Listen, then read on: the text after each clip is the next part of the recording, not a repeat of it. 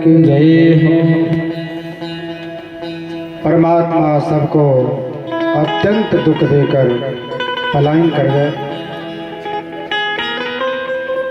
अक्रूर जी ने रास्ते में विश्राम करने की कामना करके और यमुना जी में मज्जन करने का मन बनाया तो बाल कृष्ण भगवान बलभद्र और कृष्ण रथारूढ़ हैं, रथ पर विराजमान है और अक्रूर महात्मा यमुना जी में स्नान करने के लिए पहुंचे।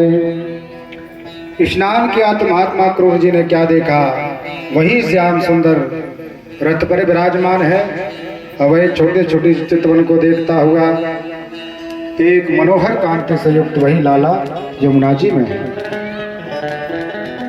अक्रूर जी ने देखा तो समझ गए पारब्रह्म परमात्मा है। प्रणाम किया और भगवान के दिव्य श्लोकों के द्वारा स्तुति की, हे गोविंद, हे पारब्रह्म परमात्मा, कभी आपके चरणों से दूर नहीं करना। अक्रूर जी को भक्ति प्रदान की भगवान ने और मथुरा जी में प्रवेश कर गए। बोले मथुरा धाम की, अयोध्या मथुरा माया काशी कांची अवंतिका पुरी द्वारा वतश्चैव सप्तैते मोक्षदायिका। 7 पुरियों में मथुरा ये मोक्षदायिनी पुरियां हैं। यहाँ पर हमें अवश्य सेवन करना चाहिए, वहाँ जाकर भगवान की भक्ति को करना चाहिए। तो आज परमात्मा ने दिव्य मथुरा में प्रवेश किया। अक्रूर जी से कहा, चाचा जी आप रथ को ले जाइए और हम पैदल पैदल इस शहर का अवलोकन करते हुए आएंगे। साथ में कुछ ग्वाल बाल भी भगवान के हैं, नंद सुदामा है, उनके साथ जो लीलाएं करते थे श्री दामा आदि। तो भगवान ने समस्त परिकर गोप बालों को लिया और भगवान एक रजक के पास पहुंचे। धोबी घाट था, केसी घाट के नाम से प्रसिद्ध था। तो भगवान वहां पहुंचे। भगवान के बाल सखा कहने लगे, लाला हम तो गोकुल में रहने वाले थे, गांव में थे, और आज हम इस दिव्य पुरी में आए हैं, मथुरा में आए हैं, शहर में आए हैं, और यदि इनके यहाँ से हमें कुछ वस्त्र मिल जाए तो उनको धारण करके अपन चलेंगे और उस आयोजन में सम्मिलित होंगे। वो दिव्य रंगमंच जो बना है, रजक से भगवान ने कामना की, लेकिन रजक को क्रोध आ गया। बोले, अरे पोखरों का जल पीने वाले, गैयों की सेवा करने वाले, गोबर में संपूर्ण तुम्हारा शरीर लिपटा रहता है और राजसीय वस्त्रों को धारण करेंगे। ये तो महात्मा कंस के राज्य के परिकरों के वस्त्र हैं। भगवान को क्रोध आया, एक चांटा लगाया, तत्काल नष्ट हो गया रजक। रजकस मुक्तिदायी का मुक्ति दे दी। अब समस्त वस्त्रों को अपने अपने हिसाब से परिकरों ने पहन लिए और वह गोप ग्वाल आगे पहुंचे। तो बोले, लाला ये कुछ उमाने के नहीं है, हमारे शरीर के हिसाब से ठीक नहीं है। किसी किसी के तो मानो झाड़ू लगाते चले जा रहे हैं,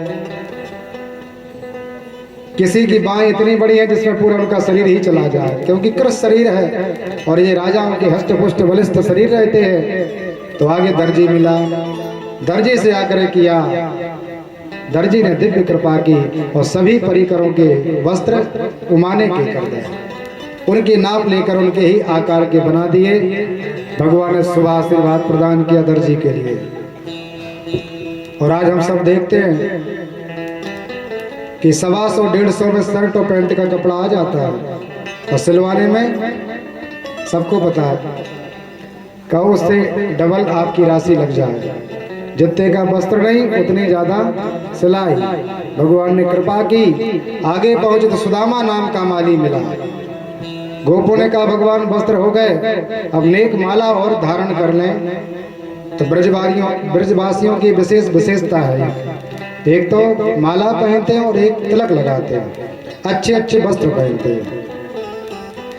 तो बोले वस्त्र हो गए, माला और मिल जाए। सुदामा माली ने सबको माल्यार्पण कर दिया। इसलिए कर दिया कि सब परिकर समझ गए मथुरावासी कि पार ब्रह्म परमात्मा की सत्ता स्थापित होने वाली है। कंस के आतंक को नष्ट होने में कुछ ही क्षण है और भगवान की लीलाओं का सबने श्रवण किया था तो भगवान के अनुकूल हो गए।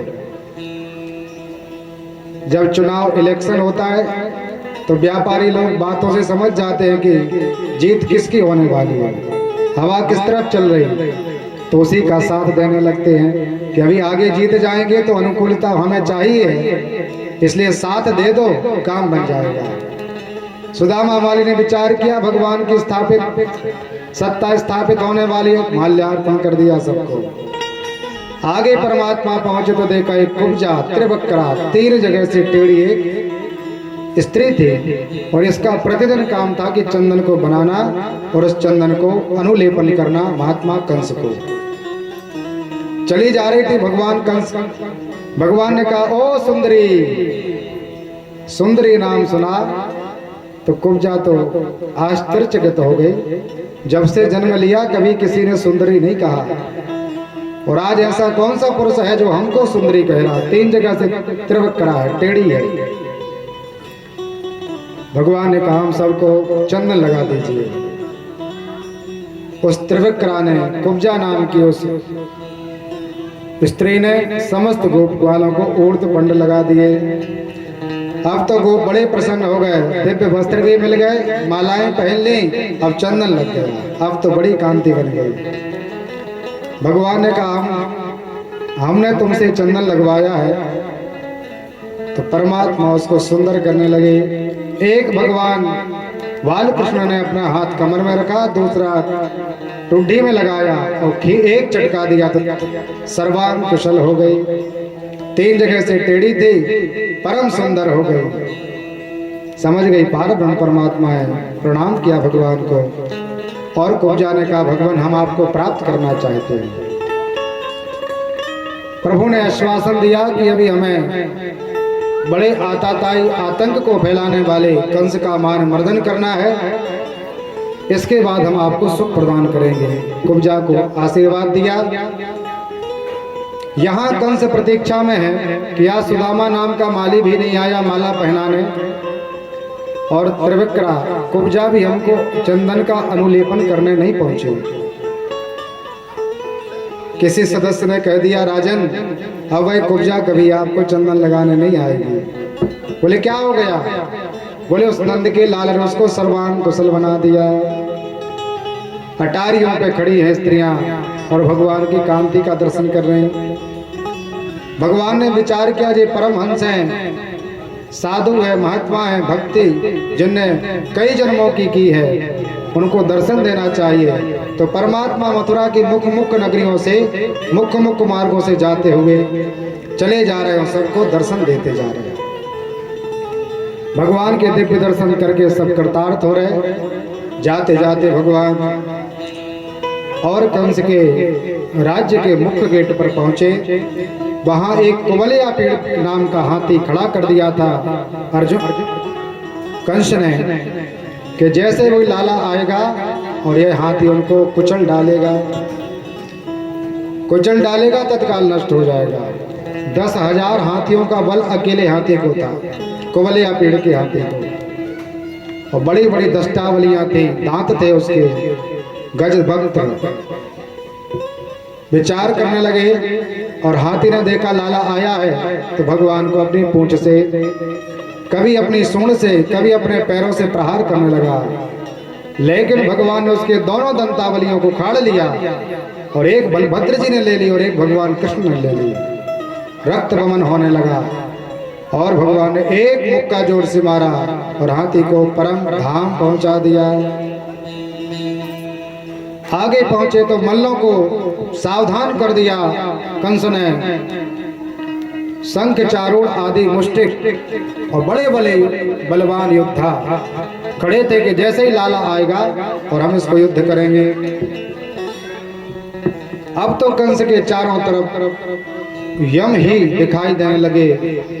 विचार करने लगा अब तो कुछ क्षण में ही हमारे प्राणांत होने वाले हैं। सभी मल्लों को आदेश किया तो कोई जो धर्मात्मा थे उस सभा में कहने लगे कि लड़ाई समान वालों में होना चाहिए। आपके तो मल्ल बड़े हल्स्ट पुष्ट बलिष्ठ हैं और आयु में भी बड़े हैं, और ये तो छोटा सा बालक है, 11 वर्ष का है। लेकिन कंस ने किसी की बात को स्वीकार नहीं किया और मल्लों से भगवान का युद्ध होने लगा। देखते ही देखते भगवान ने समस्त मल्लों का, पहलवानों को भगवान ने परम गति प्रदान की। शंख चारुण को मारा, मुष्टिक को मारा, और देखते देखते भगवान कंस के पास पहुंच गए। चिल्लाने लगा, ओ परिकरो, सैनिकों दौड़ो दौड़ो, इसको मारो, पकड़ो। लेकिन आज कोई सहारा नहीं दे रहा और भगवान ने कंस की चोटी पकड़ ली। बोले मामा जी कैसा लग रहा है? जब मैया की चोटी पकड़ी थी, मैया को विवाह करके ही आप विदा करने जा रहे थे, मैया के हाथ पीले थे, साफ तक नहीं हुए थे, और आपने वध करने का प्रयास किया। चोटी पकड़ के उनको अपमानित करने लगे, आज कैसा लगा? और देखते देखते भगवान ने एक क्षण में कंस का परमोद्धार कर दिया। बोले कंसारे भगवान की जय। कंस का वध हो गया। साधु संत महात्मा प्रसन्न हो गए। देवताओं ने भगवान की वेद वाणी से गोविंद को प्रणाम किया, स्तुति करने लगे, हे गोविंद, हे पार्वण परमात्मा। इस कंस का अनाचार इतना फैल गया था कि संपूर्ण भूमंडल तिरस्कृत हो गया था। बड़ा दुखी था भगवान, आज आपने समस्त परिकरों की दुख की पीड़ा को हर लिया। भगवान को हत्या लगी, भगवान का मुंडन हुआ और गर्गाचार्य भगवान ने यज्ञोपवीत संस्कार किया। आज परमात्मा जेल खाने पहुंचे और अपनी मैया से मिले। जन्म देने के बाद आज लाला देवकी जी से मिल रहे हैं। 11 वर्ष हो गए, देवकी को दर्शन नहीं हुआ। वसुदेव ने दर्शन नहीं किया अपने पुत्र का। आज 11 वर्ष बाद पहुंचे, दोनों को प्रणाम किया, हे पिताजी, हे माता जी, हम कितने अभागे पुत्र हैं, हमारा भाग्य कितना अभागा है कि जन्म लेकर ही हमने माता पिताओं से बिछोए हो गया। माता पिता की कोई सेवा नहीं कर पाए। बड़े सुंदर सुंदर वचनों के द्वारा भगवान ने देवकी और वसुदेव को प्रणाम किया। और उग्रसेन नाम के राजा जो कंस के पिता थे, कंस ने अपने पिता को ही बंदी खाने में बंद कर दिया था और स्वयं राज्य में बैठ गया था। तो आज परमात्मा ने उग्रसेन को मुक्त किया और राज्याभिषेक कर दिया। नाना जी हैं, बोले आप ही राज्य के राजा थे, कंस ने तो आपका ये अपहरित किया था, आपने कंस को प्रदान नहीं किया, कंस ने छुड़ा लिया था। तो दिव्य आसन पर विराजमान कर दिया उग्रसेन को। और भगवान दिव्य उज्जैन नगरी में संदीपनी महाराज के यहाँ विद्या अध्ययन के लिए पहुंच गए। गुरु ग्रह गए पलन रघुराई और अल्पकाल विद्या सब पाई। थोड़े समय में भगवान सभी वेद वेदांगों में निपुण हो गए। समस्त प्रकार की शास्त्रीय शिक्षा आदि भगवान ने ग्रहण की। शांतिपनी भगवान के यहाँ विद्या अध्ययन कर रहे थे। एक दिन भगवान की ड्यूटी लगी कि आज सुदामा और भगवान कृष्ण को जंगल में जाकर लकड़ी का संचय करना है। तो मैया ने थोड़े से चना बांध दिए थे कि आप लोगों को भूख लगाए तो उसका ग्रहण करने लगा। भगवान के कोप से इतनी आंधी चली, बारिश होने लगी। एक वृक्ष पर महात्मा सुदामा जी, दूसरे वृक्ष पर भगवान कृष्ण। सुदामा जी को भूख लगी और चनों का पान करने लगे। पान किया तो दांतों की आवाज आई। भगवान ने कहा, ओ सखा सुदामा, क्या हो गया? महात्मा सुदामा जी ने झूठ बोल दिया कि भगवान ठंड ज्यादा लग रही इसलिए दांत जो है आपस में टकरा रहे हैं। झूठ बोल दिया। क्यों झूठ बोला? क्योंकि वह दूसरे शिष्य को देने के लिए रखे थे और मैया ने जल्दी जल्दी में वह चना सुदामा जी को बांध दिए। शिष्य आया और अपने चना प्राप्त नहीं किए तो उसने श्राप दे दिया कि जो भी हमारे इस चनों को ग्रहण करेगा वह अत्यंत दरिद्री हो जाएगा। तो सुदामा जी को पता था कि श्रापित हो गए चना, और विचार करने लगे महात्मा सुदामा जी कि हम खा लें तो कोई बात नहीं, यदि नंद का लाला खा लेगा तो कैसे राजकाज चलाएगा। स्वयं अपनी विपत्ति स्वयं ले ली और भगवान कृष्ण से झूठ बोल दिया।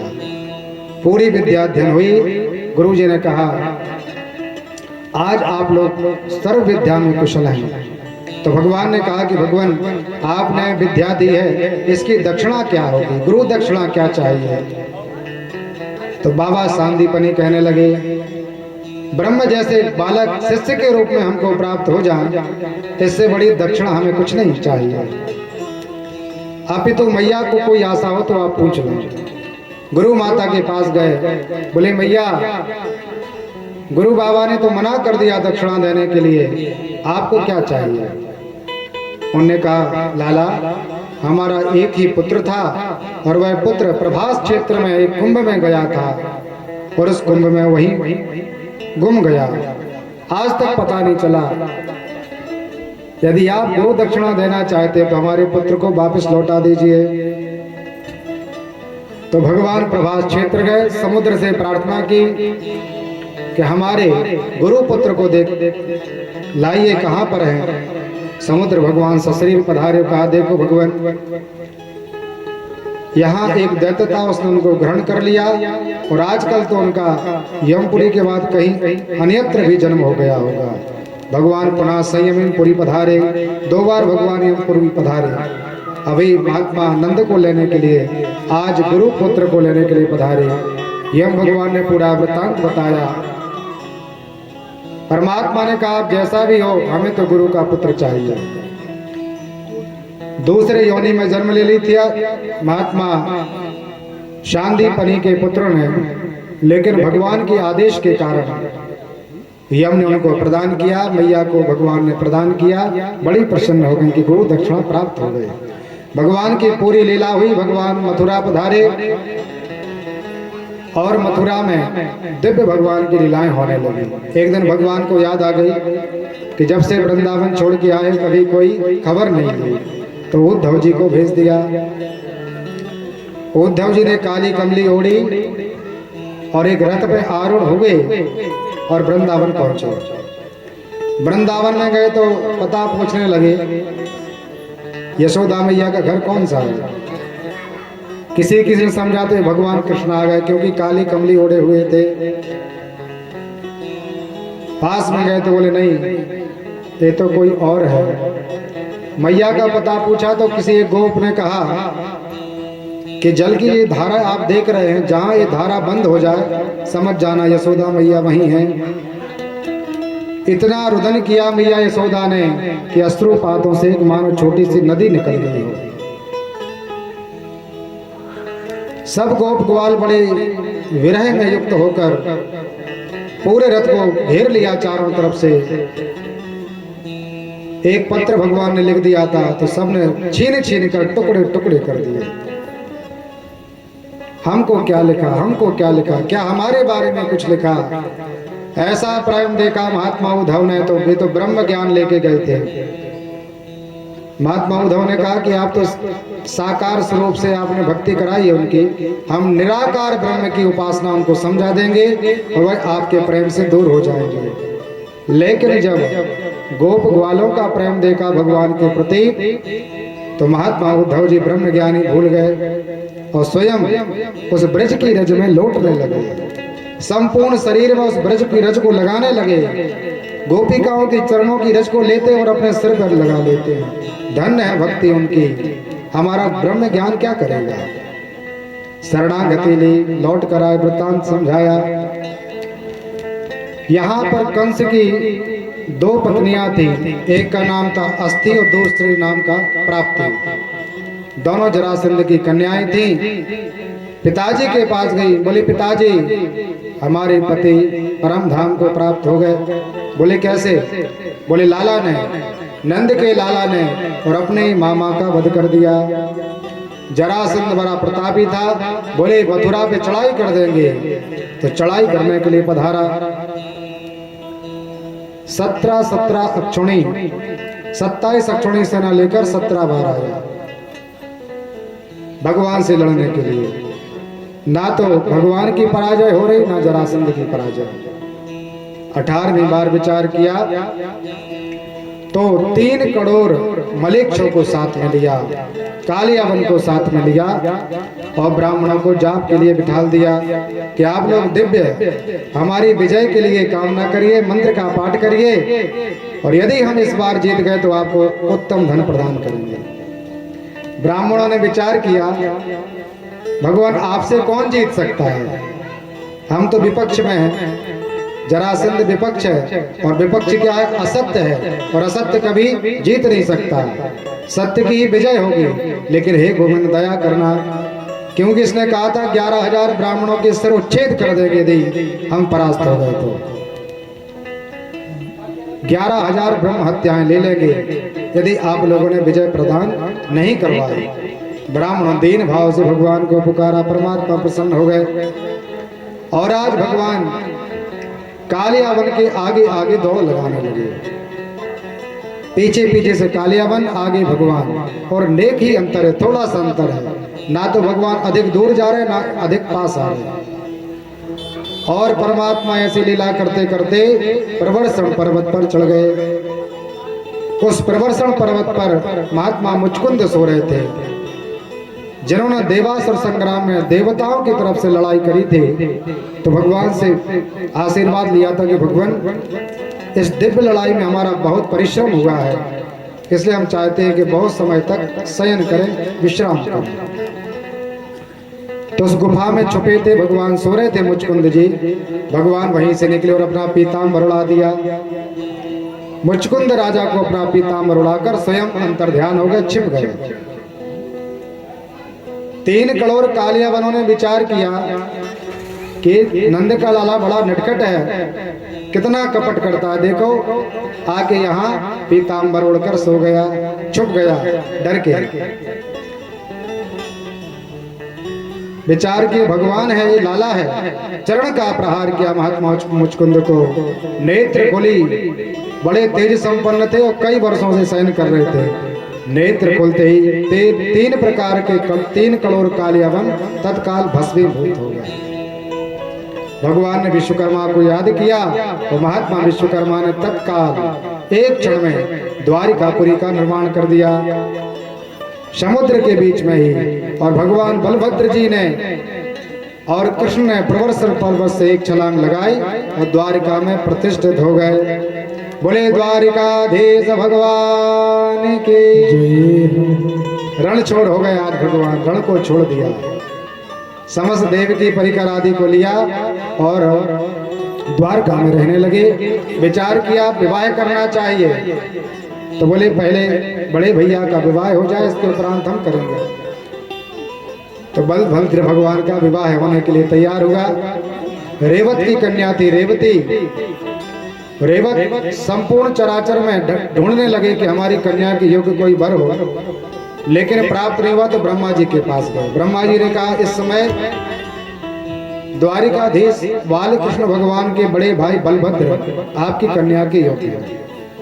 रेवत ने आकर बलभद्र के साथ अपनी मैया कन्या रेवती का विवाह किया और भगवान बलभद्र का विवाह संपन्न हो गया। अब परमात्मा ने विचार किया अब हमारा विवाह होना चाहिए। तो एक विदर्भ देश में राजा थे जिनका नाम था भीष्म। भगवान के चरणों के अनुरागी थे। विचार किया हमारे यहाँ एक कन्या कमल लोचना, कमल के लोचन के सदृश हमारी कन्या है, इसलिए इसका संस्कार तो भगवान के साथ होना चाहिए। लेकिन उनका बड़ा भाई था रुक्मी विचार करने लगा कि हम तो अपने इस बहन का विवाह शिशुपाल के साथ करेंगे। पिताजी की नहीं चली और रुक्मी ने अपनी बहन का विवाह शिशुपाल के साथ पक्का कर दिया। ब्राह्मण मैया रुक्मिणी विचार करने लगी कि हमारा विवाह तो अन्यत्र होने वाला है, और मैया ने तो संकल्प ही ले लिया था, जैसे उमा ने कर लिया था कि जन्म जन्म तक अगर हमारी अबर ही संभो न तो रहूं तुम्हारी। वैसे मैया ने भगवान को अपने भर्ता के रूप में स्वीकार कर लिया था। एक ब्राह्मण को भेजा और ब्राह्मण भगवान के पास पहुंचे पत्र लेकर। पत्र भगवान ने बांचा। मैया का प्रणय पत्र था, निवेदन था कि भगवान अब कुछ ही समय है पाणी ग्रह होने का, भगवान समय पर पधारना। संदेश लिया, भगवती ने संदेश लिया, ब्राह्मण के द्वारा भेजा भगवान नारायण को। वहां से भगवान बलभद्र जी रथ पे आरूढ़ हुए और भीष्मक की नगरी में पधारे। यहाँ भीष्मक की यहाँ बड़ी तैयारी थी। शिशुपाल आदि समस्त परिकर खड़े थे। शिशुपाल दूल्हा बनकर बैठा है कि कुछ ही समय में रुक्मणी के साथ हमारा विवाह संपन्न होगा। प्रसन्न है। रुक्मी ने चारों तरफ सैनिकों को लगा दिया कि लाला का कोई भरोसा नहीं, नंद का छोरा ना जाने कब किस प्रकार की गलती कर दे, इसलिए सब लोग बड़े सावधान रहे। चारों तरफ परिकर लगे थे और मैया रुक्मणी जी गौरी पूजन के लिए पहुंची। जैसे वहां सरस्वती मां सीता जी राम जी के विवाह के पूर्व वन में जाकर के मैया गौरी को प्रणाम किया था, वैसे ही आज रुक्मणी जी गौरी पूजन के लिए निकली। प्रणाम किया। जय जय जय गिरिराज किशोरी।